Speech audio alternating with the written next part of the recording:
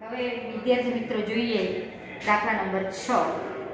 છઠ્ઠા દાખલામાં કીધું છે કે બે સદિશો છે a અને b, એમનો ડોટ શૂન્ય છે અને એમનો ક્રોસ શૂન્ય સદિશ છે.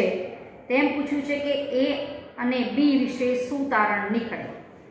હવે આપણને ખબર છે કે બે સદિશો વચ્ચેનો ડોટ જો 0 હોય તો આમાંથી બે તારણ નીકળે.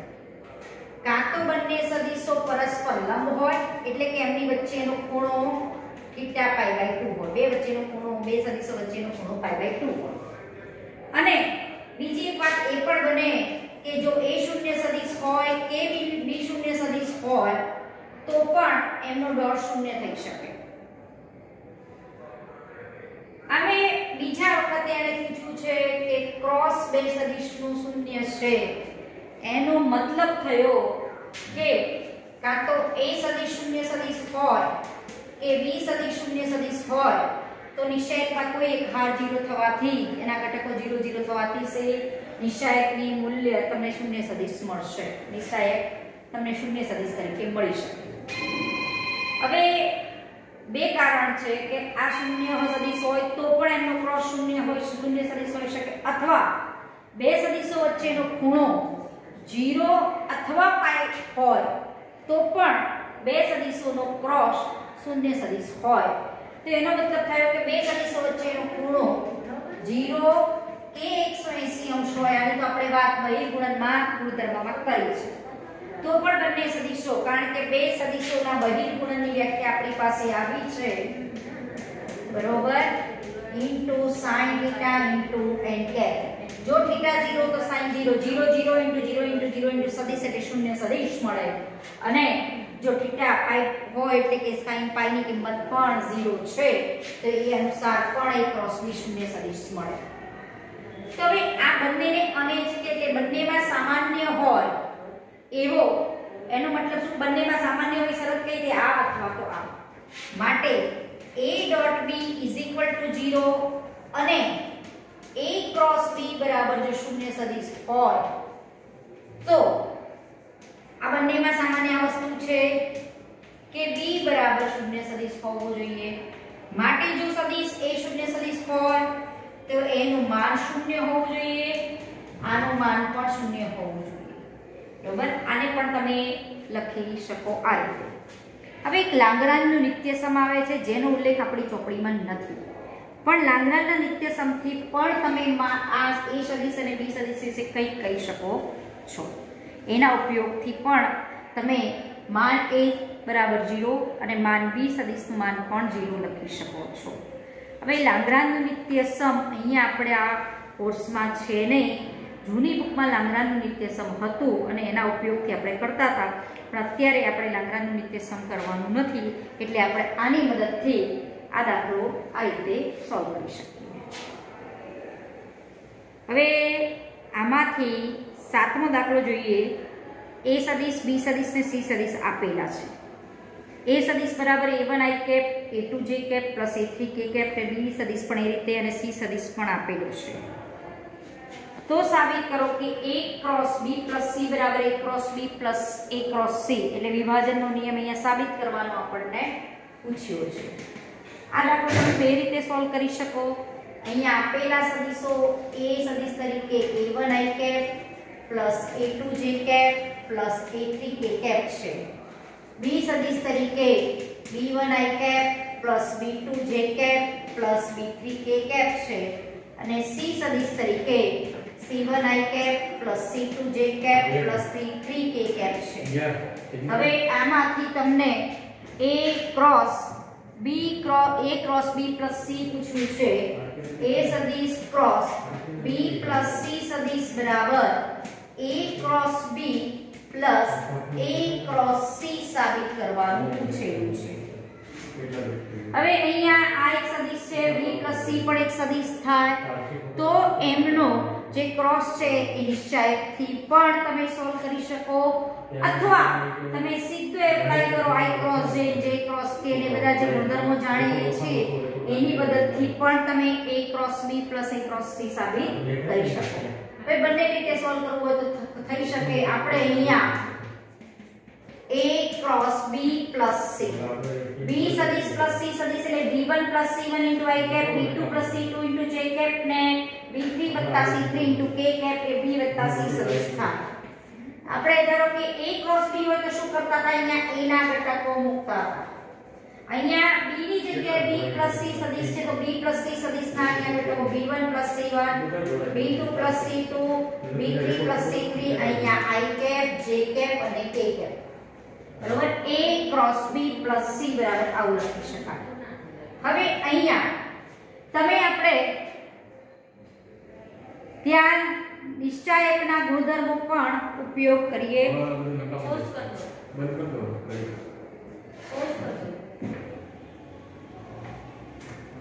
હવે આપણે અહીંયા નિશ્ચાયકના ગુણધર્મનો ઉપયોગ કરીએ તો આ ત્રીજી હારના ઘટકોને તમે આ રીતે છૂટા લખી શકો. a1 a2 a3 b1 b2 b3 અને i j k a1 a2 a3 c1 c2 c3. હવે આ સદિશ આને લખી શકો a × b સદિશ, a × b. આને લખી શકો a × c. પહેલા a ના ઘટક પછી c ના. એટલે આના બરાબર જે સાબિત કરવાનું હતું એ આપણે થઈ જાય છે. બરોબર, આ રીતે આપણે આને સાબિત કરી શકીએ. હવે એક 8મા પ્રશ્નમાં પૂછ્યું છે, જો a સદિશ બરાબર 0 સદિશ હોય, b સદિશ બરાબર 0 સદિશ હોય તો a અથવા b સદિશમાંથી કોઈ એક 0 સદિશ હોય તો a × b બરાબર 0 સદિશ છે. શું પ્રતીક સત્ય છે એમ પૂછ્યું છે. ઉદાહરણ દ્વારા તમારા જવાબનું સમર્થન કરો. હવે આપણને a અને b બેમાંથી એક સદિશ 0 સદિશ આપેલું છે તો આમાંથી આપણે એવું કહી શકીએ ને આપ્યું છે a કે b સદિશમાંથી એક 0 સદિશ હોય તો a × b તો અવશ્ય 0 સદિશ થાય. કારણ કે a × b લખવો હોય તો ધારો કે a હું 0 સદિશ લઉં તો આ બધા ઘટકો 0 0 લેવાની, તો આ નિશ્ચય ઉકેલ્યો એટલે 0 સદિશ મળશે. તો a × b તમારો 0 સદિશ થાય. તો આનું પ્રતીક સાચું છે કે નહીં એ આપણે પ્રશ્ન કર્યો છે. એટલે પ્રતીક શું થશે, જો a × b 0 સદિશ હોય તો a 0 અને b 0 હોવો જોઈએ એવું આનું પ્રતીક થાય. a 0 હોવો જોઈએ. હવે એક આપણે એના માટે ઉદાહરણ આપીએ. હવે ધારો કે હું a સદિશ લઉં. એવા ઉદાહરણ લઈ શકો કે બે સદિશોની દિશા, બે સદિશો સમરેખ હોય ને, એટલે કે દિશા સમાન અથવા વિરુદ્ધ દિશાના લો તો તમારે a સદિશ હંમેશા એનો ક્રોસ 0 સદિશ થશે, પણ એ પોતે 0 સદિશ ન પણ હોય. ધારો કે a સદિશ બરાબર હું આ સદિશ લઉં, b સદિશ બરાબર આ સદિશ લઈએ તો તમે અહીંયા જોઈ શકો છો કે b સદિશ બરાબર a સદિશને તમે 2 વડે ગુણો એવો b સદિશ લીધો છે. બે સદિશોની દિશા સમાન છે એટલે સમરેખ કહી શકો. હવે આના ઉપરથી ધારો કે મારે a × b શોધવો હોય તો b ની જગ્યાએ 2a × b લખી શકું. એક ગુણધર્મ હતો a × લેમ્બડા b સદિશ હોય તો લેમ્બડા જે સંખ્યા છે એને તમે બહાર કાઢી શકો. પોતાની સાથે સદિશનું બહિર્ગુણન એટલે 0 સદિશ આવે. 0 સદિશ * 2 એટલે 0 સદિશ. એટલે a × b 0 સદિશ થાય, પરંતુ a અને b 0 સદિશ નથી. માટે એમ કહી શકો કે a × b બરાબર 0 સદિશ હોય તો a નોટ ઇક્વલ ટુ અહીંયા 0 સદિશ છે અને b પણ તમારો નોટ ઇક્વલ ટુ 0 સદિશ છે. એટલે આનું પ્રતીક હંમેશા સત્ય નથી એવું કહી શકાય. હવે 9મા દાખલામાં છે ત્રિકોણના 3 શિરોબિંદુઓ આપેલા છે એ આપણે લખીએ. હવે આ શિરોબિંદુ દ્વારા જે ત્રિકોણ રચાય છે એનું ક્ષેત્રફળ પૂછ્યું છે. હવે ત્રિકોણના શિરોબિંદુમાં a ના આયામ 1 1 2, b ના આયામ 2 3 5, c ના આયામ 1 5 5 છે. હવે આ જે ત્રિકોણના 3 શિરોબિંદુ છે ત્રિકોણનું ક્ષેત્રફળ શોધવાનું પૂછ્યું છે. હવે આપણે આગળ વાત કરેલી કે ત્રિકોણના 3 શિરોબિંદુ પરથી ધારો કે હું આ સદિશ AB શોધી કાઢું, સદિશ AC. હવે આના ઉપરથી ધારો કે સદિશ AB ને આપણે A સદિશ કહીએ અને સદિશ AC ને ધારો કે હું B સદિશ કહું. આના ઉપરથી ત્રિકોણ પાસેની બાજુ સદિશ તરીકે આપેલી હોય તો ત્રિકોણ ABC નું ક્ષેત્રફળ બરાબર સૂત્ર હતું 1/2 માનમાં A ક્રોસ B, કારણ કે માન બોલા A ક્રોસ B સદિશ છે. હવે A સદિશ આપણે શોધી કાઢીએ B - A કરીને 2 - 1 3 - 1 5 - 2. AC સદિશ એટલે C - A 1 - 1 0 5 - 1 4 5 - 2 3. પહેલા A ક્રોસ B શોધી કાઢીએ, પછી એનું માન શોધીએ. A ક્રોસ B સદિશ બરાબર I J K અને A સદિશ તરીકે આપણને આપ્યો છે 1 1 2 1 2 3 1 2 3. A સદિશ છે. B સદિશ બરાબર 0 4 3 છે. આનો આપણે ક્રોસ શોધી કાઢીએ એટલે 3 દુ 6 6 ઓછા 12 એટલે -6 I કેપ - J કેપ એટલે 3 અને પ્લસ K કેપ એટલે 4 એટલે સદિશ થશે -6 -3 અને 4. હવે એનું શોધવાનું છે માન. એટલે માન એટલે વર્ગમૂળમાં -6 નો વર્ગ -9 નો વર્ગ 4 નો વર્ગ એટલે આવશે 16 9 6 15 15 ને 6 21 નો એકડો વધી 2 ને 3 ને 3 6 એટલે √61/6 એ આપણો આન્સર આવશે 10.4 નો √61/2 એ આપણો આટલા ત્રિકોણ ABC નું ક્ષેત્રફળ આટલું થાય એવું કહી શકો. હવે છે 10મા દાખલામાં ચતુષ્કોણની પાસેની બાજુ આપી છે. હવે એ સૂત્ર પણ જોયેલું કે ચતુષ્કોણની જો પાસેની બાજુ આપેલી હોય, જો ચતુષ્કોણનું ક્ષેત્રફળ જો પાસેની બાજુને સદિશ A અને સદિશ B તરીકે લઈએ તો A ક્રોસ B નું માન થાય. હવે A સદિશ બરાબર અહીંયા આપ્યો છે પાસેની બાજુઓ તરીકે આ સદિશ આપ્યો છે. પાસેની બાજુ તરીકે એક B સદિશ આવો આપ્યો છે અને પૂછ્યું છે ચતુષ્કોણનું ક્ષેત્રફળ, સમાંતર બાજુ ચતુષ્કોણનું ક્ષેત્રફળ. આને તમે 1 - 1 3 લખી શકો, 2 - 1 1 લખી શકો. આના ઉપરથી શોધો A cross B. A cross B નિશ્ચાયકની રીતે આપણે શોધીએ. A ના ઘટકો મૂક્યા, B ના ઘટકો મૂક્યા B સદિશના. હવે -1 + 3 એટલે 2 I કેપ -J કેપ 1 ઓછા 6 -5 એટલે +5 થશે પ્લસ K કેપ ઇન્ટુ આ આવશે -1 + 2 એટલે 1 -1 + 2 એટલે આપણો સદિશ આવશે 2 5 1 અને ચતુષ્કોણનું ક્ષેત્રફળ, સમાંતર બાજુ ચતુષ્કોણનું ક્ષેત્રફળ બરાબર A ક્રોસ B અને એનું માન છે એટલે આનું માન 2 નો વર્ગ 4 5 નો વર્ગ 25 વત્તા 1 25 ને 4 9 25 ને 4 29 અને 30 આટલા એકમ ચોરસ એકમ એ સબાચરનું ક્ષેત્રફળ આવશે આપણું 30 ચોરસ એકમ 10.4 નું. હવે સબાચરનું ક્ષેત્રફળ અહીંયા આપ્યું છે આપણને 15√2 આપ્યું છે. પાસેની બાજુઓ આપી છે 1 -1 3 અને 2 - 7 -7 છે અહીંયા આપણી ભૂલ છે. આ 1 દેખાણો છે આપણને અહીંયા -7 છે એટલે અહીંયા -7 આવશે. એટલે આ આપણો A ક્રોસ B બદલાઈ જશે. A ક્રોસ B આપણો થશે અહીંયા -1 + 21 એટલે 20 I cap -J cap into 1 - 6 એટલે -5 K કેપ એટલે -7 + 2 એટલે -5 એટલે A ક્રોસ B નું આપણું માન આવશે 20 નો વર્ગ એટલે 400 5 નો વર્ગ 25 -5 નો વર્ગ 25 એટલે આવશે 450 450 એટલે 225 * 2 225 નું વર્ગમૂળ 15√2 આટલું સબાચરનું ક્ષેત્રફળ બનશે.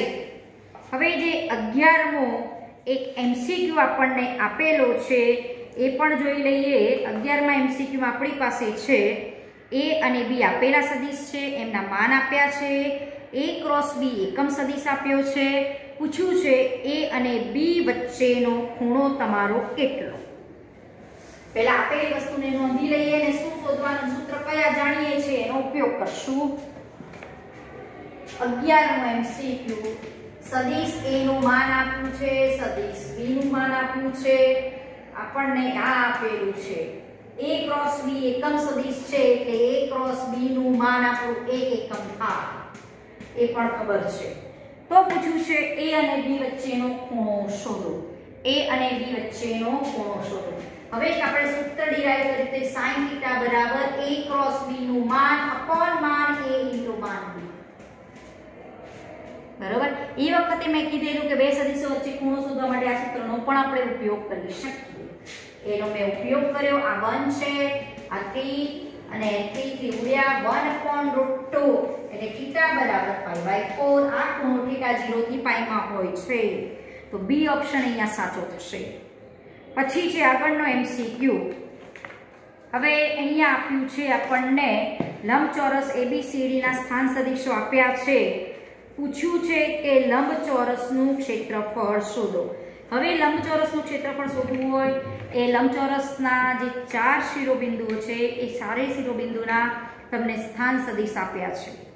લંબચોરસ એટલે કે બે ત્રિકોણોના ક્ષેત્રફળનો સરવાળો કરો તો પણ એ લંબચોરસનું ક્ષેત્રફળ બની શકે. હવે અહીં આપણે જોઈએ